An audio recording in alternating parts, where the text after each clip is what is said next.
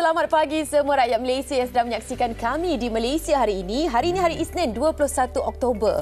Macam itulah masa sekarang berjalan kan dengan sangat pantas. Tahu-tahu lagi 9 hari lebih kurang kita akan meniti pada akhirnya bulan Oktober. Jadi apa khabar anda semua? Saya Anim Izzati bersama dengan Nazruddin Rahman untuk Malaysia hari ini. Untuk Isnin ni semestinya kita baru saja mendengar pembentangan Belanjawan 2025. Apa yang bagus untuk anda semua para penonton, insya-Allah kita akan bentangkan di sini macam mana kita akan terkesan dengan dasar-dasar yang dibentangkan, membugar ekonomi, menjana perubahan dan juga kesejahteraan rakyat. Adakah matlamat ini bakal dicapai? Anim rasa macam mana? Pelbagai reaksi. Namun begitu kita akan adakan satu slot khas untuk anda semua mungkin sama-sama menyaksikan perbincangan kami. Apakah komen daripada pakar berkaitan dengan pasca Belanjawan 2025. Tapi elok kalau kita mulakan pagi ini dengan apa yang menarik di akhbar harian. Anim ada di sini. Mungkin anda semua sudah tahu dan ada juga reaksi apa sebenarnya T15. Okey, kategori sini T15 ataupun T15 not just about gross household income. Jadi di hadapan ini apa yang dikabarkan Rafizi Ramli says many factors will be considered in determining who falls within the group. Betul. Jadi pastinya banyak lagi faktor-faktor yang perlu diberi perhatian untuk memfokuskan kepada golongan baru ini iaitu golongan T15. Jadi di berita harian sama juga reaksi Belanjawan 2025, kelas pendapatan isi rumah harus dikaji semula. Jadi semua ini rata-rata bila kita nampak maklum balas daripada netizen di luar sana. Apa yang menjadi tanda tanya adalah kenaikan gaji minima dan juga kepada pensasaran subsidi petrol yang dijangka akan dibawa kepada anda rakyat Malaysia pertengahan 2025. Jadi di sini hanya akan yang terkesan T15. Tapi sekarang ini untuk T15 pendapatan RM7,000 untuk seisi rumah cukup atau tak cukup? Adakah mereka akan rasa ketinggalan? Cukai kita bayar tapi subsidi minyak kita tak dapat. Jadi kehidupan mereka semakin tersempit. Kita akan teruskan diskusi ini, insya-Allah. Macam luahan hati pula. Tapi sekarang pula kita nak happy-happy kita sikit. Kita reda-redakan sekejap keadaan untuk permulaan Sabah. Kita nak ucapkan tahniah sangat kepada Marsha Milan di atas penganugerahan Ahli Darjah Kinabalu yang telah pun diterima ketika sambutan peringkat negeri Sabah bersempena dengan Hari Keputeraan yang di-Pertua Negeri TYT. Anugerah ini sebenarnya mengiktiraf individu yang telah pun memberi sumbangan besar dalam bidang masing-masing. Dalam kes Marsha ini, ia mengiktiraf pencapaian dalam industri hiburan, terutamanya sumbangannya sebagai seni dan budaya Sabah. Jadi tahniah Marsha Milan dan juga yang lain-lain artis sumandak Sabah kita. Tahniah di atas anugerah yang telah pun diberikan. Teruskan usaha anda semua. Boleh kalau kau semua ni. Okey. Terus sabar sekarang kita kena celebrate dengan secangkir kopi dan juga mungkin roti yang dicicah dengan kopi kalau makan pagi-pagi dengan mentega. Wala. Jadi kat sini juga kita akan war-warakan khasiat roti dan kita akan bersama dengan seorang pengusaha roti, bukan roti sembarangan Ini roti legend. Legend. Dia sebenarnya roti pound. Tapi kalau orang Terengganu dia sebut ni, dia jadi G kan, roti pound. Kepada anda yang gilakan roti pound, terutama roti pound legend ni. Kita bersama dengan seorang usahawan istimewa. Kita lihat meleleh ailu anda semua. Tengok.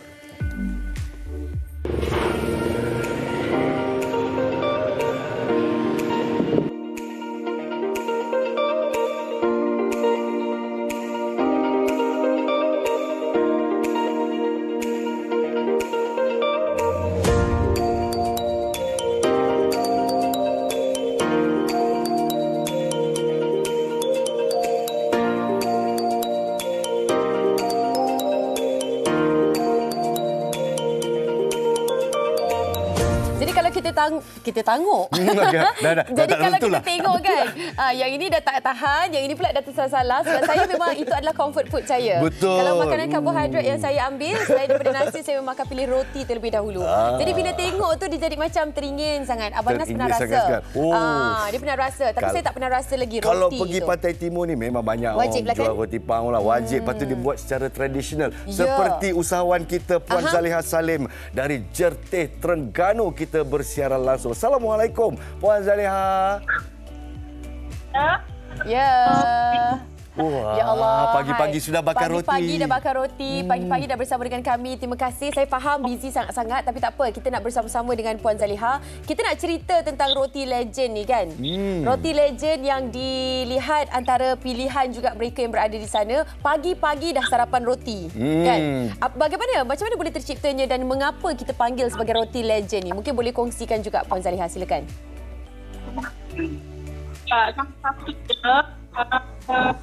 Bahan tambah kuih, lepas tu bakar dengan kacang. Bakar dengan kacang. Bakar dengan cakul. Jadi semuanya dengan cara tradisional lah. Digunakan daun pisang, digunakan arang. Jadi dari dahulu sampai sekarang kan ada oven yang moden. Kayu api sebab dia lebih rasa dia lain. Rasa lain memang betul. Rasa lain. Okey. Okey, bagaimana keadaan ini mungkinlah dapat tahu daripada secara tradisional ini. Adakah ada yang mengajar, ada yang dijadikan sebagai sifu ataupun ini merupakan resipi turun-temurun, cara turun-temurun yang Puan Zaliha sedang usahakan ini? Asal ibu saya. Okey. Okey, resepi dari ibu lah turun-temurun lah ni. Sebab saya dah buang jadi saya ambil alih lah sebab kalau saya tak buat, dia buat. Oh begitu. Okey. Yelah Okay. kalau tak buat nanti mak pula memang tak kerti. Yelah mak kita Kesian. kan. Memang kalau kita tak suruh berhenti, tak berhenti. Tengok dia punya gebu dia. Cara dia buat dia ni, berapa perisa yang ada dekat roti bakar legend ni? Kat ni, Dia ada yang biasa, saya rasa mesti ada yang ada kelapa sekali kan. Itu yang popular tu kan.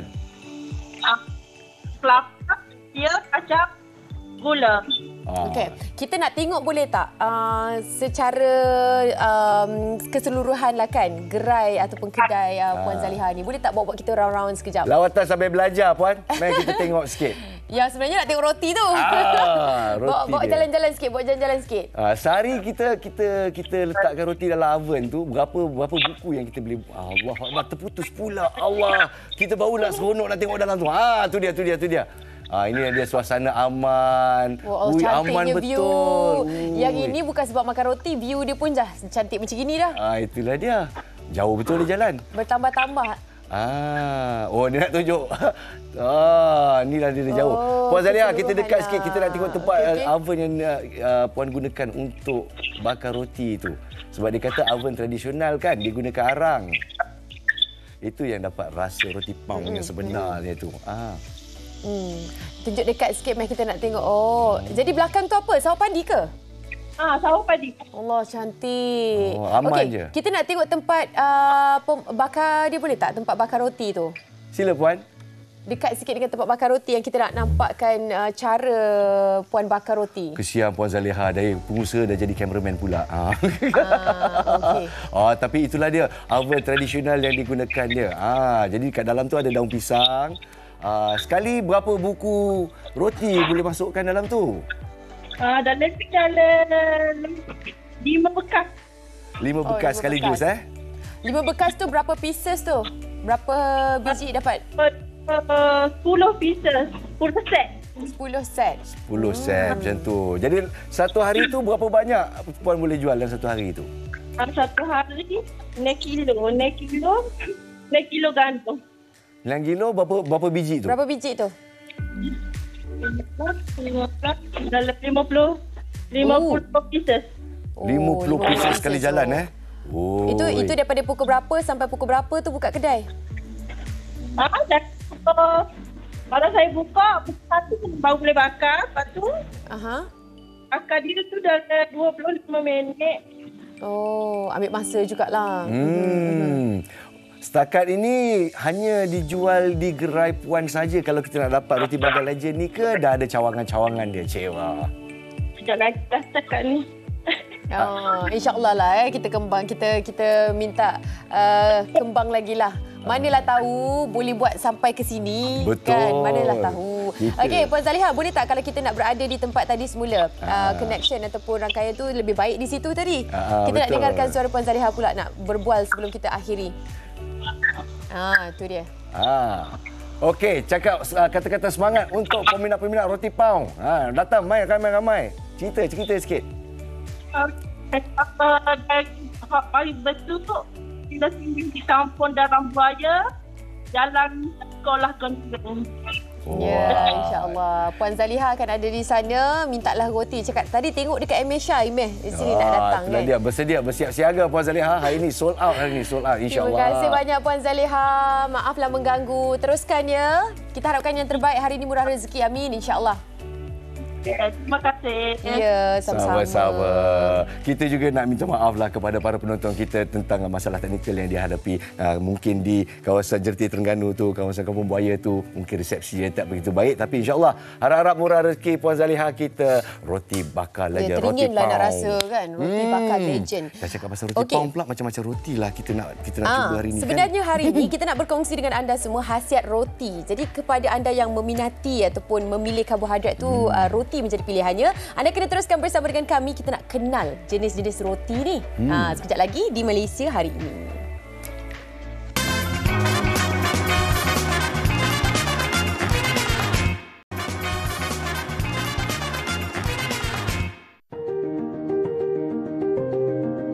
Roti menjadi salah satu makanan ruji atau pilihan makanan pertama bagi sesetengah masyarakat di Malaysia.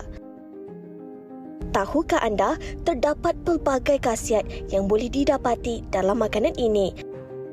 Antaranya menjadi sumber protein, vitamin dan mineral dalam badan.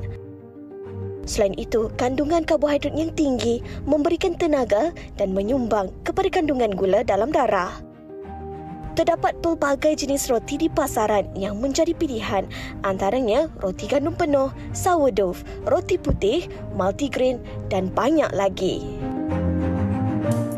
Hai, bila kita lihat visual macam ni kan, Nim, saya ingat lagi masa saya kecil-kecil. Kalau mak suruh beli roti, okey, senang saja pergi naik basikal beli roti. Ni dalam plastik dia. Sekarang ni macam-macam yang ada pilihan. Macam-macam jenis roti pilihan. Sebenarnya kita dah discover banyak. Saya ingatkan bila awak tengok visual tu, awak lapar. Sebab saya kalau tengok roti, saya terus macam daripada kenyang pun dia boleh jadi macam cubit rasa. Karbohidrat pilihan untuk Anim. Okey, jom kita kenali dan juga fahami tentang khasiat roti. Mungkin menjadi pilihan untuk anda juga. Sama ada mereka yang nak diet. Walaupun diet mungkin akan menjadi setiap tahun kita ada azam tu.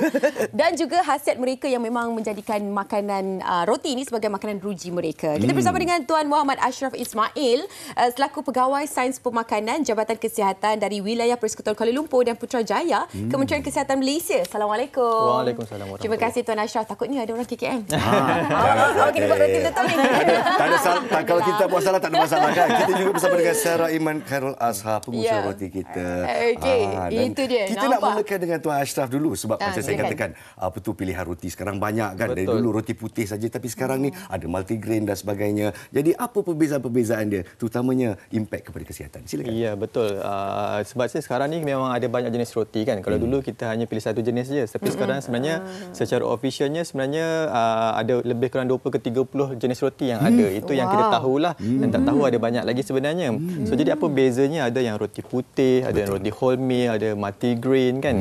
Jadi roti putih ni sebenarnya roti dalam satu biji gandum tu, dia ada 3 layer lah. Dia ada bran dia, dia ada endosperm kat dalam dia dan juga ada biji dia. So untuk roti putih ni dia menggunakan yang biji dalam sahaja. Yang endosperm lapisan luar tu dibuang. So sebab tu roti tu warna putih.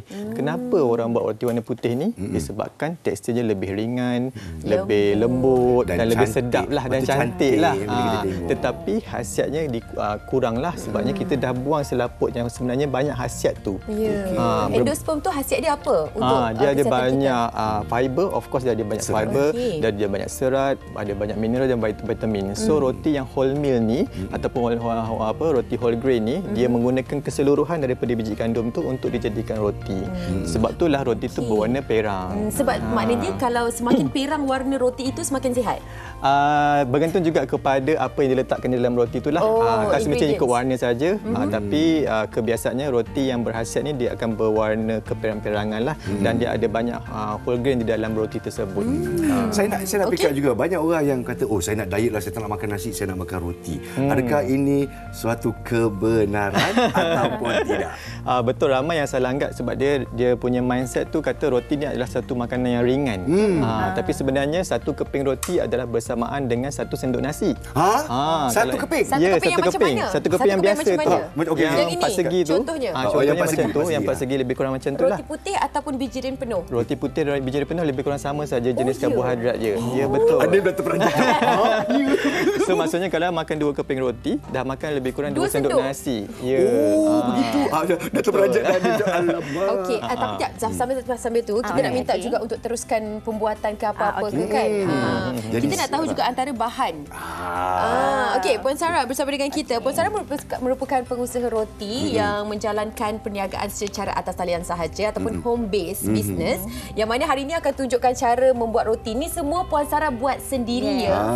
Tapi dia nak tunjukkan roti yang paling manja, betul tak? Ya, betul. Sourdough ni kenapa dia manja? Kenapa dia manja? Sebab kita bela dia punya, kita panggil yeast liar. Oh, dia bela? Dia bela. Kita kena bagi dia makan. Mesti yeast ni nak tunjukkan jap. Okey. So saya akan start buat lah. Jadi berapa hari kena bagi makan tu? Dia sebenarnya boleh simpan dalam peti ais. Tapi seminggu sekali at least kita kena bagi dia makan. Tapi bila buka je dia memang dah bau je. Ada bau. Tak payah dekat-dekat, dah jauh dah. Bau fermentasi. Okey. Jadi kalau kita nak mulakan, silakan. Alright. Okey, roti sourdough ni kita ada 3 bahan asas saja. 3 bahan asas ni menjadikan dia roti. Okey, air, yeast liar ni dan garam dan tepung. Dia buat. Tapi yeast liar ni pun hanya tepung dan air sahaja. Lepas tu garam pun garam Himalaya tu. Yes, kita guna garam Himalaya lah. Okey, so kita akan masukkan mula air dulu. Alright. Okey. Maksud untuk kita menguli Alright. Roti. Lepas tu kita akan masukkan yeast liar ni. Semakin macam banyak. mana sukatan dia? Itulah dia. Sukatan dia. Okey, actually yang ni dia adalah resepi-resepi dia. Okey, macam air ni dalam 273 gram. Yang ni dalam 70 gram. Lepas tu garam 7 gram sahaja. Okey, sukatan sangat penting bila nak buat roti Tapi dia tak ada gula roti ni. Okey. Bila kita kacau tu kita buat macam ni sikit. Jadi kita nampak. Alright, nampak Okey. So, lepas tu kita akan masukkan tepung. Tepung ni pula, kita boleh pelbagaikan guna beberapa tepung. Macam yang ni, tepung roti putih. Tetapi kita campur dengan tepung bijiran penuh tu, whole wheat tu. Okey. So, Encik Ashraf pun macam bagus. Dan tepung putih ni pun high protein. Tinggi protein. Bila kita tengok ada bahan-bahan yang dicampurkan, apa agaknya reaksi Tuan Ashraf melihat kepada pembuatan roti ini dari sudut kita labelkan sebagai kesihatan lah. Contoh yang saya pernah baca satu artikel kan, kalau roti itu diklasifikasikan sebagai roti bijirin penuh bila ada 51% je contain bijirin itu dah di-considered ataupun dianggap sebagai roti bijirin penuh. Tapi kita harus pilih yang mana sebagai kita yang meminati roti ni. So untuk yang peminat roti ni lah, saya lebih sarankan kalau kita nak beli roti tu, kita baca pembungkusan pada roti tu. Maksudnya sebelum kita beli tu jangan main beli je ataupun ikut harga ataupun ikut brand. Tapi kita baca apa yang tergandung di dalam roti tersebut berdasarkan pembungkusan lah. Sebab pembungkusan sekarang ni sangat penting dan ada macam-macam ingredient yang dimasukkan tu dicatatkan di dalam pembungkusan tersebut. So untuk yang roti whole grain ni kita kena cari yang jenis yang whole grain, whole meal ataupun yang wheat germ lah. So jenis-jenis roti yang begini dia ada nilai tambah di mana ia boleh mencegah daripada penyakit kronik kerana kandungan seratnya yang sangat tinggi. Serat yang kita cari juga serat tu yang kita cari dululah. Untuk sistem pencernaan kita. Jadi sambil kita uli roti di sini kan, saya pun nak tanya sebagai seorang ayah yang sering kali beli roti, lepas tu dah simpan kan, dah tinggal 2-3 lagi, alamak dah berkulat gitu. So kita sebagai ayah ni, alah kulat ni sikit je, potong-potong tepi ni, lepas tu kita bolehlah tu, bolehlah tu. Kamu. Itulah dia. Sebab saya nak tanya, banyak orang yang buat macam ni, jadi kepada penonton-penonton yang apa agaknya? Apakah keburukan di sana? Betul, sebab roti ni memang kita tahu dia senang berkulat lah. So roti ni biasanya dia akan letak dekat dia punya expiry date tu is baik sebelum. Baik sebelum tu tu maksudnya kualiti dia akan berkurangan apabila sampai tarikh yang dinyatakan di situ. Sekiranya tak ada kulat, maksudnya masih boleh makan lagi lah, tapi jangan terlalu lama sangat. Maksudnya dalam satu hari berbeza tu masih okey lagi lah. Tetapi kita mesti amalkan konsep lihat, hidu dan rasa lah. Maksudnya kita kena lihat, tengok keadaan roti tu, hidu sama ada masih bau elok ke tidak, dan rasa sedikit dahulu. Kalau dia rasa masam yang dan tak elok tu jangan dimakan lah. Langsung dibuang. Maksudnya kena pastikan ianya dalam keadaan yang baik lah sebelum kita makan. Kadang-kadang kita sayang kan nak buang Itulah roti. dia. Selagi dia tak nampak berkulat, walaupun tarikh expired dia dah sampai, tapi selagi mata tu tak nampak dia berkulat, saya memang secara jujur je makan. Alhamdulillah tak adalah reaksi-reaksi Kena yang tak hati-hati okey lah. kan. Okey, Puan Sarah, apa cerita kita punya roti Puan Sarah? Okey, yang ini sebenarnya baru langkah pertama nak buat roti ni. Sebenarnya roti ni mengambil masa 24 jam. Oh, so bila kita dahulu tu kita kena biar dia set dulu Yes. Okey, 24 jam. Betul. Bila dah set tu apa rupa dia? Apa rupa dia? Okey, so kita Oh, magic. dia jadi macam ni nanti. Kembang elok. Dia jadi kembang. Ni dah kembang. Ni selepas 24 jam lah. Dia dah naik So sekarang dah boleh bakar lah tu. Okey, boleh. Bolehkah saya tunjuk langkah seterusnya? Okey, langkah seterusnya ada langkah lagi. Alright.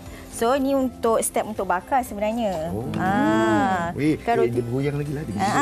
Ini sebenarnya adalah wireless dalam ni. Okey. Boleh bau dari sini, boleh bau dia. Okey, cara untuk bakarnya.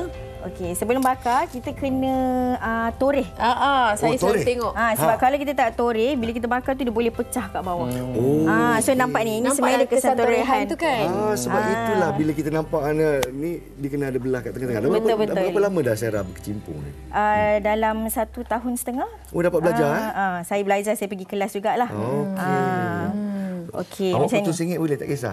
Tak boleh. Dia memang patut sengit. Senang. Okey. Dia guna pisau razor blade Yes. Dahsyat. Dia ada pisau khas. Pisau khas. Okey. So macam inilah. Patutlah macam kita bila beli sourdough tu, kat atas tu dia ada torehan-torehan itu kan. Macam mana permintaan sourdough buat rakyat Malaysia? Adakah mereka sedarkan khasiat dia? Boleh dikatakan setiap minggu. Disebabkan dia proses yang lama, saya akan menetapkan 2 hari lah untuk ambil order. Dan order tu memang penuh lah untuk 2 hari tersebut. Okey. Ini rotinya? Ini roti tu. Boleh rasa ke? Boleh. Okey, Tuan Ashraf, bila nampak Macam was-was. Macam Tuan Ashraf kata Jangan Ataupun main-main. yang segar ni ke? Yang saya rasa segar ni. lah. Tapi kat sini saya nak bertanya kepada Tuan Ashraf lah, sebab dia kata bergantung, khasiatnya juga bergantung kepada apa yang ada di dalam. Jadi dalam ni macam ada benda-benda Cranberry ke? Betul. Okey, cranberry. Jadi khasiatnya meningkat. Yes, maksudnya bila kita letakkan satu nilai tambah ataupun makanan yang lain, dia boleh meningkatkan nutrisi satu produk tu lah. So macam cranberry, nuts, oats, ada yang letak oats, ada yang letak corn. Itu semua adalah jenis-jenis whole grain. So dia boleh meningkatkan nutrisi roti tersebut lah.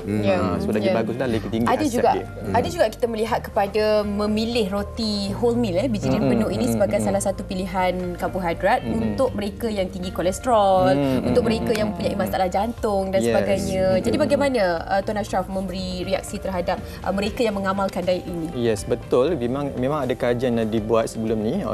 Memang roti-roti yang tinggi kandungan serat ni dia boleh mengurangkan risiko untuk terkena kanser, boleh mengurangkan darah tinggi, boleh mengurangkan kencing manis dan mengurangkan sakit jantung. Seperti yang kita lihat dekat dalam skrin sekarang ni, dia roti biji penuh ni berkait rapat dengan kesihatan usus kerana dia boleh meningkatkan bakteria baik dalam usus dan dia boleh mengurangkan bakteria jahat dalam usus lah. Dan juga dia boleh mengurangkan risiko penyakit jantung, risiko kematian akibat diabetes dan juga risiko kanser. So sebenarnya roti wholemeal ni memang dah terbukti dalam kajian sekalipun, memang banyak sangat khasiat dia yang boleh membantu untuk kesihatan kita lah. Ada juga yang dikatakan di sini menurunkan berat badan. Tapi seperti betul. Tuan Ashraf kata, bergantung kepada kuantiti. Maksudnya bukan boleh makan banyak, tetapi ada kuantiti dia, iaitu satu sajian 2 keping sahaja. Maknanya dia juga akan meningkatkan gula dalam darah kita dengan pengambilan ini. Bergantung kepada jenis roti. Kalau roti wholemeal macam roti wholemeal ataupun sourdough ni, dia punya GI dia lebih rendah lah. Glycemic index dia rendah sikit. lebih rendah. Okey, tapi harganya pun adalah sedikit, Ada sedikit premium lah daripada yang biasa. Tak banyak sangat beza tapi sebenarnya dah rasa dia yang datang dia makan dulu. Okey, kalau dimakan begitu saja memang sedap kan? Tapi apa yang saya nak tanyalah sebagai seorang yang pencinta makanan kan, apa yang sesuai untuk dimakan dengan sourdough? Okey, sourdough ni sebab saya faham dia masih barulah dekat Malaysia kan.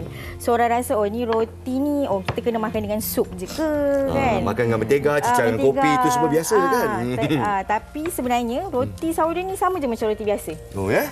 Makan dengan apa-apa saja. Betul. Apa yang kita biasa makan roti biasa kita boleh makan dengan sourdough. Telur sikit. Okey. Jadi apa yang kita dapat lihat kat sini selalunya lah dia makan kalau kita pergi kat kafe-kafe di kawasan-kawasan bandar, dia datang dengan cucumber dengan beef bacon dia. Tapi ada satu yang baru juga, smash avocado tak ada di sini. Urban ya kamu. Smash avocado popular di Australia, popular di sini. Jadi sedap, hebat kamu. Sedap. Roti dia kalau nak sedap, dia bila makan after taste dia tak ada. Sebabnya dia masih lagi kekarkan roti, masam-masam dia sedap. Kadang-kadang tu ada after taste yang macam rasa yeast tu sedikit kuat kan, ada juga rasa tu. Tapi yang ni dapat rasa cranberry dia? Rasa. Okey. Jadi untuk sourdough di sini, saya nampak ada jenis-jenis roti yang lain kat sini. Macam yang ini Focaccia. Focaccia bread. Focaccia ni dia sama je dengan sourdough punya ingredient, cuma kita tambah olive oil nak bagi ekstra lembut. So dia tak berkerak macam ni. Dia nampak lembut je begitu ya. Lepas tu yang macam donat tu tapi bukan donat, lepas tu dia ada biji-biji. Ni bagel, dia jenis roti jugalah. Tapi dia lebih kering sikit. Tapi itu bukan sourdough tapi dia sourdough. Dia sourdough. Biasanya bagel kita guna yeast commercial tu. Tapi yang ni kita ganti guna starter sourdough tu lah. Okey. Untuk mereka yang nak cuba buat di rumah lah, sebab dia tengok saya macam wow, berbakat. Saya pun nak cuba buat roti. Jadi perlukan kesabaran yang tinggi. Apa yang diperlukan sebenarnya? Oh betul Betul. Benar tak yang mula-mula tu tak jadi? Banyak.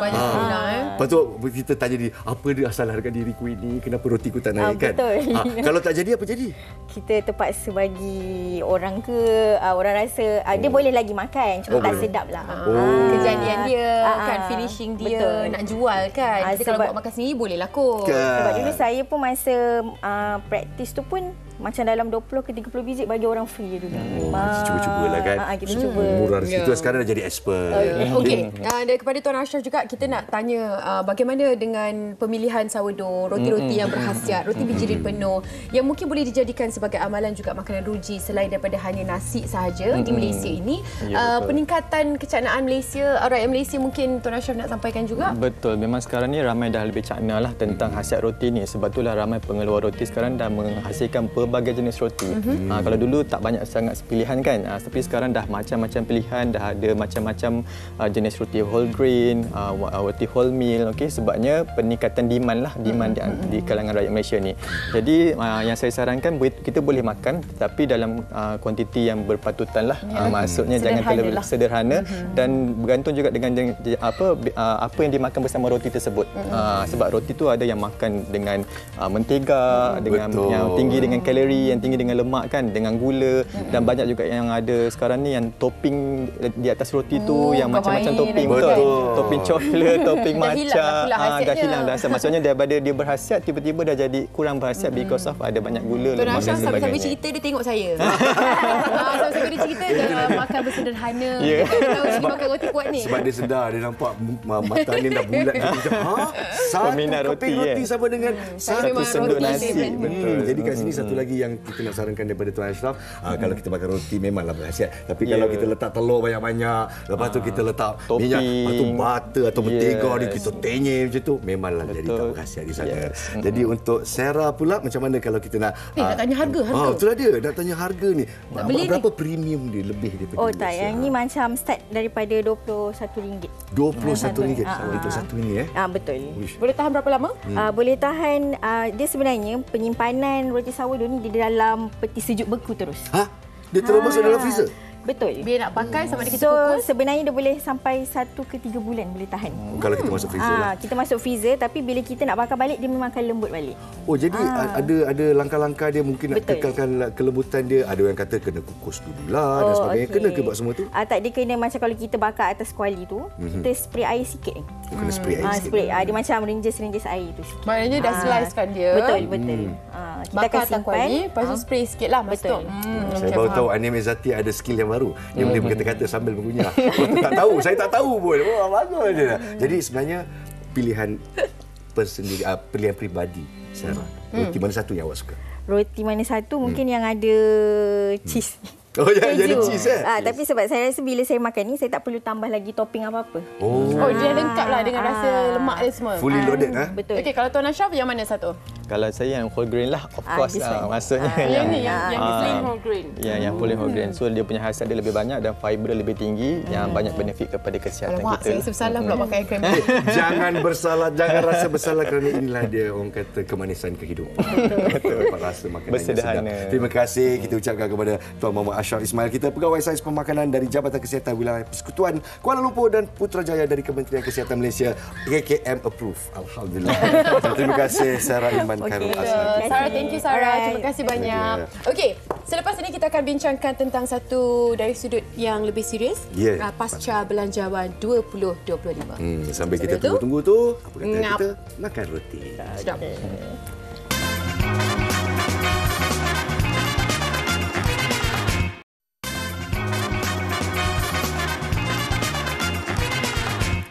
Baik, terima kasih kerana masih bersama kita di MHI dan seperti yang dijanjikan, saya Nazraman bersama dengan Ani Mezati, kita akan kupas pasca Belanjawan 2025. Antara yang saya sukalah Anim ya. Sekali lagi peruntukan tertinggi adalah untuk pendidikan. Terajuk utama pembangunan negara kita 64 bilion tahun ini tertinggi dalam sejarah. Ya, apa yang telah pun dibelanjakan, apa yang telah pun dibentangkan untuk belanjawan terbesar dalam sejarah melalui peruntukan keseluruhan sebanyak 421 bilion. Meliputi 335 bilion belanja mengurus, 86 bilion bagi belanja pembangunan. Jadi kerangkanya pastinya untuk menstruktur semula pembentukan ekonomi negara. Meliputi 3 aspek utama katanya, iaitu membugar ekonomi, menjana perubahan dan juga mensejahtera rakyat. Ya. Jadi adakah itu reaksi sebenar rakyat Malaysia apabila mendengar Belanjawan 2025? Kita bersama dengan pakar untuk mengupas lebih lanjut lagi. Ya. Mungkin ini juga dapat kita manfaatkan bersama. Profesor Emeritus Dr. Berjoyai Bardai, Provost dan juga Dekan Sekolah Siswazah Malaysia University of Science dan Teknologi. Assalamualaikum. Waalaikumsalam. Doktor, saya memang selalu enjoy kalau Profesor ada di sini untuk memberikan pandangan yang bernas di sini. Membugar ekonomi, menjana perubahan dan juga mensejahterakan rakyat. Adakah setakat retorik demi perpaduan atau sesuatu yang lebih kukuh untuk seorang ekonomis seperti Tuan? Terima kasih. Bismillahirrahmanirrahim. Saya rasa berteraskan kepada prinsip ekonomi madani yang amat berhormat Perdana Menteri dan Menteri Kewangan telah membentangkan satu belanjawan yang boleh dianggap sebagai belanjawan rakyat, bukan belanjawan negara. Kerana kalau kita tengok mana tahun ini tidak ada projek mega dan tidak ada belanja-belanja yang di luar batas biasa.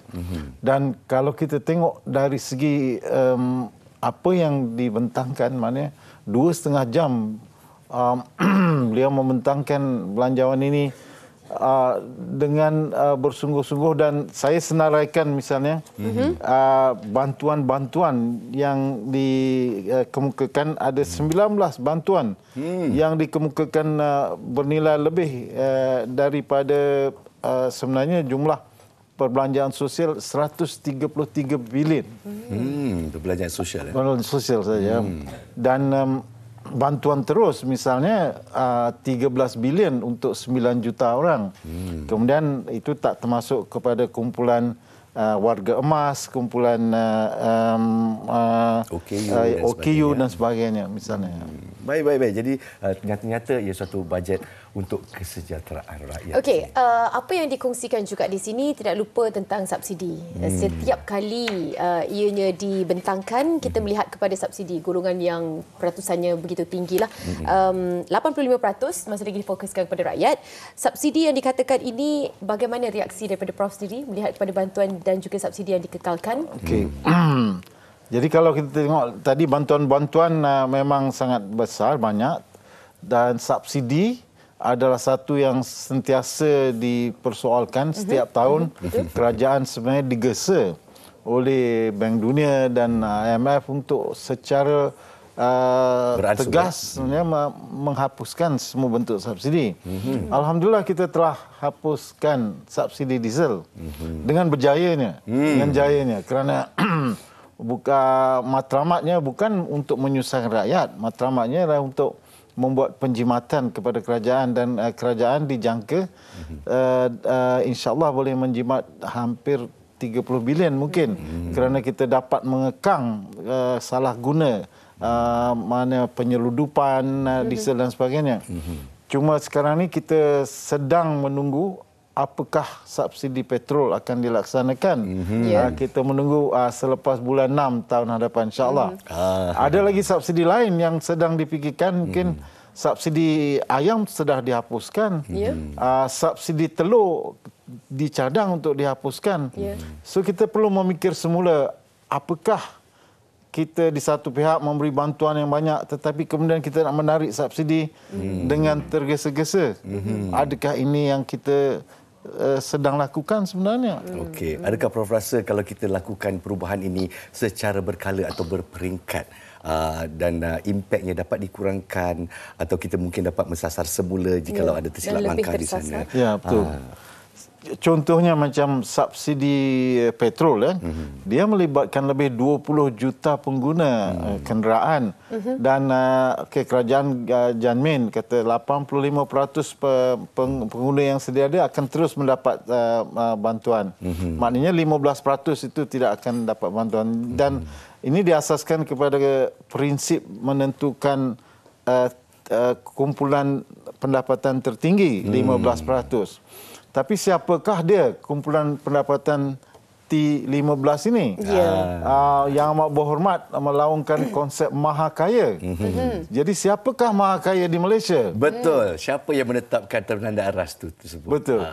Kepada saya maknanya kalau berasas pada pendapatan yang ditentukan hari ini, dia kata T15 itu ialah kumpulan yang berpendapatan RM20,000.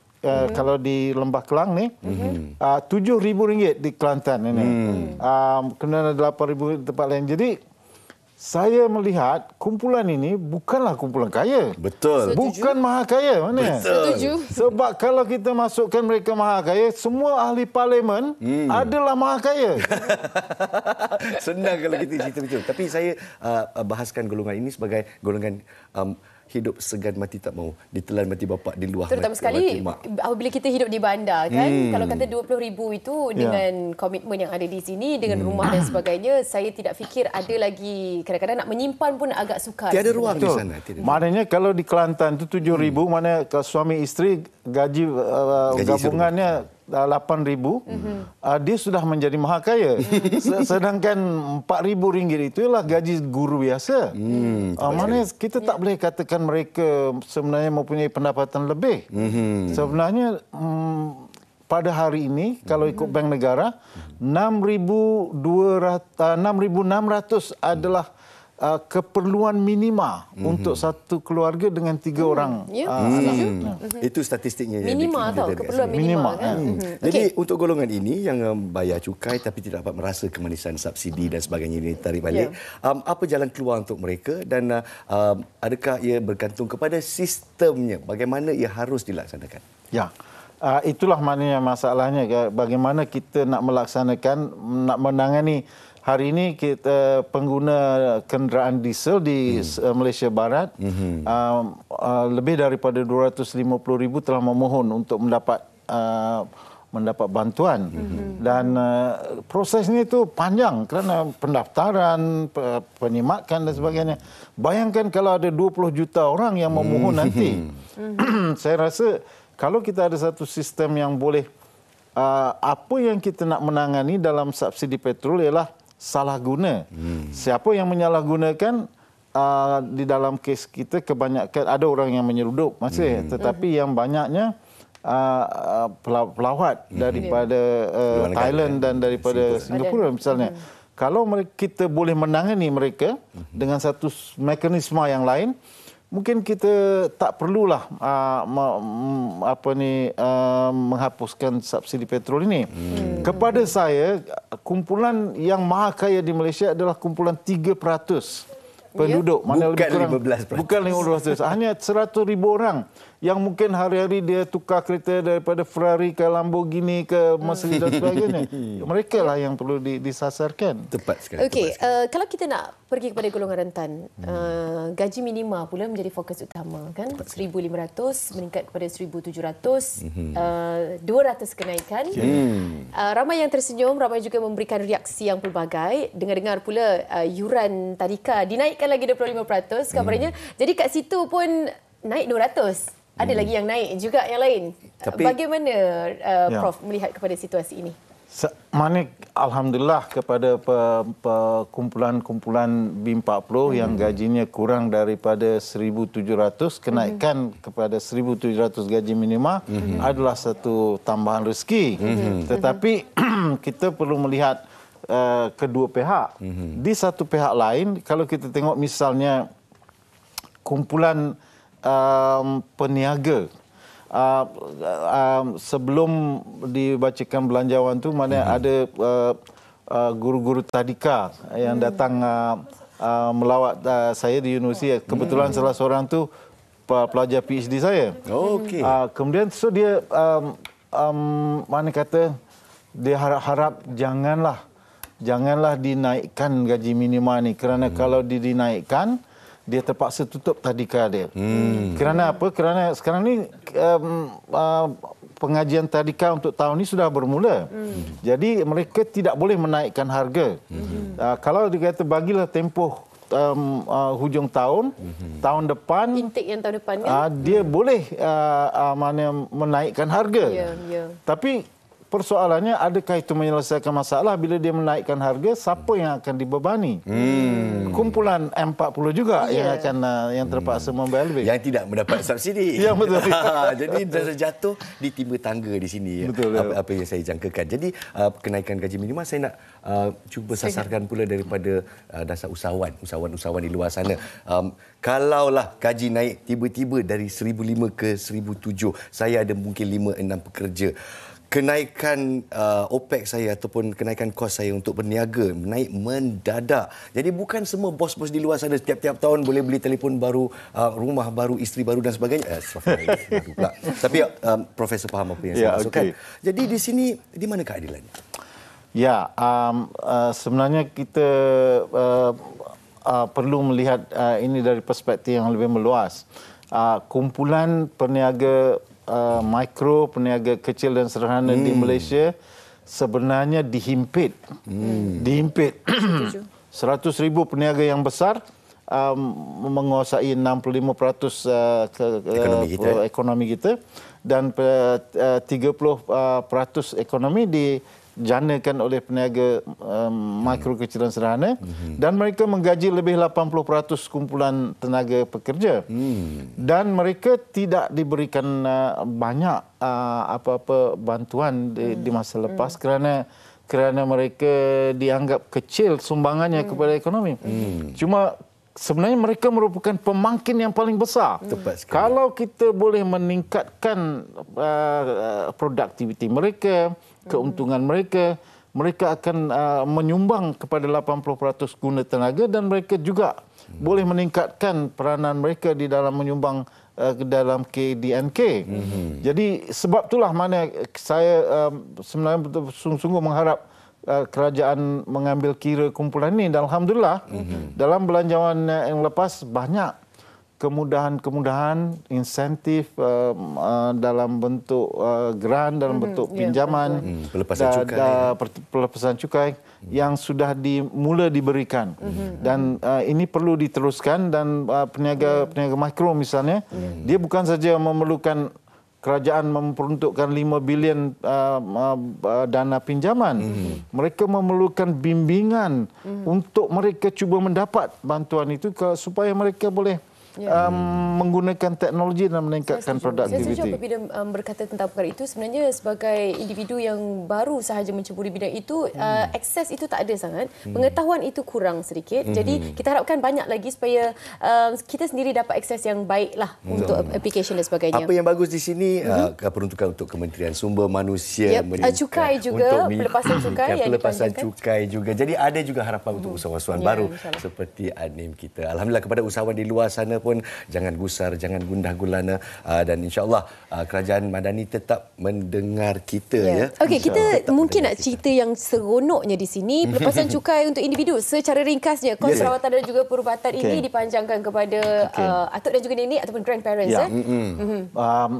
Sebenarnya kepada kumpulan muda yang baru nak beli rumah, dia dapat 10,000 potongan faedah pinjaman. Amat besar ya. Kemudian mereka yang melabur dalam SSPM dapat 8,000 potongan. Jadi kita pastikan anak-anak kita melabur untuk anak kita di SSPM. Kemudian insurans 3,000 untuk insurans pendidikan dan insurans perubatan. Kemudian belanja perubatan 8,000 untuk diri sendiri dan ahli keluarga. 10,000 belanja perubatan untuk ibu bapa kita juga maknanya.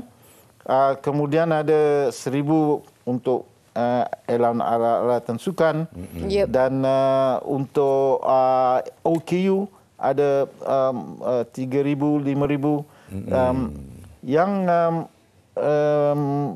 private retirement scheme merupakan satu insentif baru, 3,000 diberikan kalau kita mencarum dalam satu tabung persaraan peribadi. Betul. Ini boleh menjadi satu insentif kepada usahawan-usahawan baru kerana mereka merupakan majikan, mereka tak mencarum kepada KWSP, jadi mereka boleh mencarum kepada kumpulan tabung wang persaraan private. Jadi lebih banyak pelantar, lebih banyak alternatif untuk anda pembayar cukai. Penonton-penonton kita harap-harap lebih cakna akan goodies kita atau apa yang baik tentang Belanjawan 2025. Terima kasih kita ucapkan kepada Profesor Emeritus Dr. Bajoya Badai, iaitu Provos dan Dekan Sekolah Siswasah Malaysia University of Science and Technology. Terima kasih. Okey. Itu dia pasca Belanjawan 2025. Anda boleh juga tinggalkan reaksi anda di ruangan komen Facebook Live kami. Mana tahu mungkin kita boleh raikan, fokuskan kepada perbincangan di lain topik yang berkaitan. Kalau mungkin ada kesempatan kerana kami ada segmen soal wang, boleh bicarakan yang berkaitan dengan kewangan kita. Tepat sekali. Kita berehat seketika di MHI dan kita kembali untuk sedikit bingkisan-bingkisan istimewa untuk anda semua. Jangan ke mana-mana.